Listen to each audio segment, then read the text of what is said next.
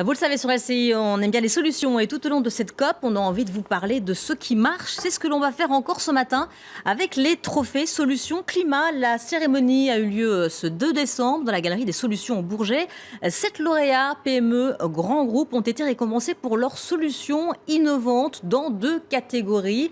Atténuation, réduction des émissions de CO2 et adaptation aux effets du changement climatique, qui sont vraiment les 2 chapitres de cette COP sur lesquels travaillent les négociateurs. On le voit dans nos journaux. LCI était partenaire de cet événement. Et pour nous parler des lauréats de cette cérémonie, de ce qu'on a pu y découvrir, Nathalie Boyer est avec nous. Bonjour. Bonjour. Vous êtes l'une des organisatrices de cet événement. Vous êtes déléguée générale d'Oré, association qui regroupe 170 membres, dont des entreprises, collectivités, pour réfléchir et mettre en œuvre de meilleures pratiques environnementales. Nous sommes également avec l'un des lauréats de cet événement, Pierre Calvin. Bonjour, vous êtes le directeur prospective commerciale et marketing de Colas, leader mondial de la construction de routes, qui présentait la Wattway. C'est la première route photovoltaïque au monde et qui a remporté le coup de cœur grand groupe dans la catégorie donc adaptation. Bonjour, c'est un projet spectaculaire et qui ouvre énormément de perspectives. Vous allez nous en parler dans un petit instant. Mais tout d'abord, Nathalie Boyer, et quelle est la genèse de ces trophées Solutions Climat ? Alors, cette partenaire enthousiaste qui avait envie de mettre en avant des entreprises qui proposent des solutions décarbonées. Alors, dans ces partenaires, vous allez retrouver les grands institutionnels, donc l'ADEME, évidemment des grands réseaux environnementaux qui sont C3D, les collèges des directeurs de développement durable, Shift Project et Oré, et puis des organisateurs de salons qui sont très présents sur la COP, comme la Solution COP 21 et la Galerie des Solutions à Mairie d'Exposition. Évidemment, un financeur aussi, sinon ça ne serait pas tout à fait complet. On avait le crédit coopératif. Donc, ces entreprises, on voulait les mettre en avant, pas que pour leurs solutions décarbonées, parce que le carbone, c'est important, évidemment, mais aussi pour d'autres bénéfices connexes. On a regardé la biodiversité, d'autres types de pollution. On a regardé aussi l'ancrage local, la duplication possible, désolé, et évidemment aussi la possibilité de créer vraiment de l'emploi à proximité. Voilà, donc c'est un peu ça la ligne éditoriale, on va dire, de ces trophées. C'est que c'était un ensemble, en fait. Tout est lié. Vous ne regardiez pas, évidemment, que l'atténuation, l'adaptation, mais c'était vraiment un ensemble.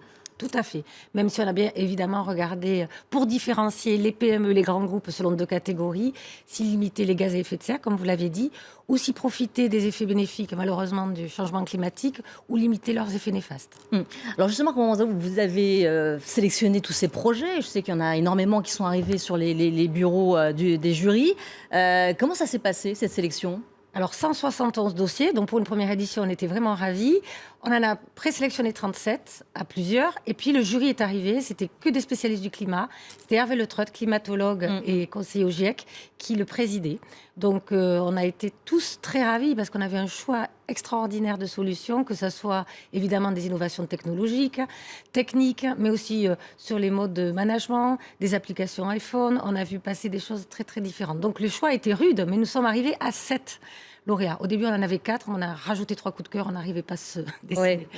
Et vous allez nous en parler d'ailleurs tout à l'heure, mais on a justement un lauréat sur le plateau, Pierre Calvin. Vous représentez Wattway, c'est une route qui produit de l'électricité. Alors sur le papier, c'est formidable. Comment est-ce possible ? Un mot tout juste du procédé. Alors, déjà, bonjour à tous. Alors, un petit mot du procédé, si on peut zoomer un peu. Voilà ce qu'est un morceau de route Wattway. Voilà, vous pouvez le mettre. Voilà, Hop, parfait. Voilà, on voit bien. Voilà. En gros, un panneau photovoltaïque. On voit ici la cellule photovoltaïque. On l'a, un peu inséré dans un système, un complexe qui est à la fois un complexe de produits de résine et de polymères. Et on vient dessus remettre une couche pour pouvoir faire circuler les véhicules. Et ce qui est terrible, ce qui est l'innovation, ce qui est très, c'est que nous sommes avec un produit qui en gros est aussi solide qu'une biscotte. Un film, pour faire une petite image, un film photovoltaïque, c'est pas plus résistant qu'une biscotte. Et il a fallu faire passer des poids lourds dessus. Donc on a mis une succession de couches. Et aujourd'hui, on arrive à faire passer des camions de 13 tonnes, dans des camions de 40 tonnes, avec 13 tonnes à l'essieu, sans aucun problème. D'ailleurs, c'est en démonstration devant le Bourget, si j'ai bien... Nous en avons à Grenoble, à Chambéry, et aujourd'hui en démonstration, effectivement, à l'entrée de la COP 21, où tous les cars, d'ailleurs, qui arrivent et qui ramènent les personnes qui viennent, les personnalités qui viennent sur le salon, passe sur ce projet, sur ce démonstrateur à l'entrée de la COP21. Alors justement, l'innovation principale, c'est qu'il n'y a pas besoin de construire de route en fait avec Wattway, c'est qu'on peut déposer Wattway sur des supports existants. Voilà. Ça ouvre des perspectives quand même assez incroyables. Voilà, on a essayé de répondre à tous les critères pour gagner le concours. Plus sérieusement, je crois que Wattway a un gros avantage. Déjà, on récupère de l'énergie propre au travers de ces cellules photovoltaïques. La deuxième, c'est qu'on est en circuit court. C'est-à-dire qu'on peut vraiment appliquer en collant ce procédé qui fait 7 mm, on le colle directement sur la chaussée existante.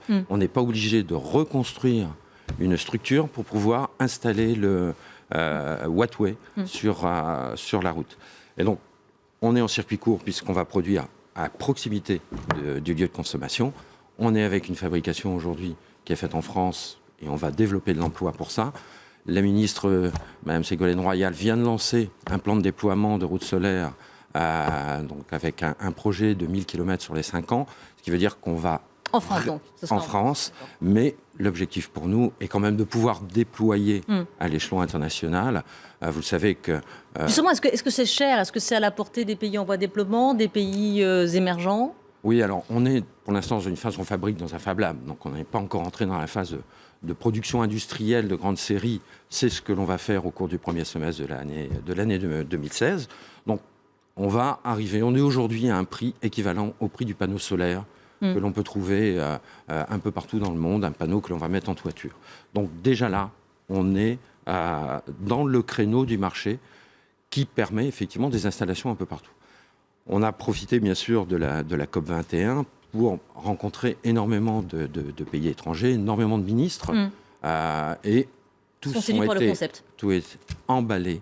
Et je crois qu'on est vraiment parti sur une innovation française. Et je voudrais y associer aussi l'INES, l'Institut national de l'énergie solaire, avec qui nous avons déposé les brevets et qui nous a beaucoup aidés à mettre au point ce procédé. Alors Wattway, c'est un lauréat. Il y en avait d'autres, Nathalie Boyer. Alors là, je vais vous demander de nous en parler. Il ne reste plus qu'une minute.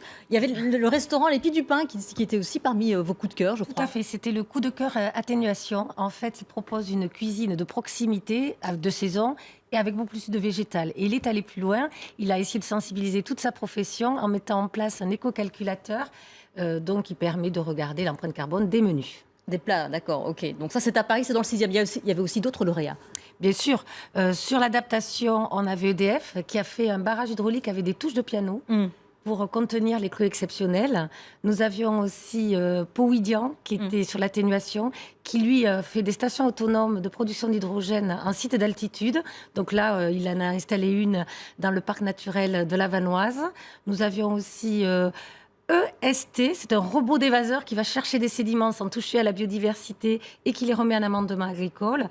Je ne vais pas en oublier General Electric avec l'Aliad. L'Aliad, c'est une nouvelle génération d'éoliennes offshore qui produit de l'électricité pour 5000 foyers. On a Ikari qui était un coup de cœur. C'est un îlot mixte. Ikari, ça veut dire lumière en japonais. Et il suit la course du soleil. C'est des bâtiments bioclimatiques notamment.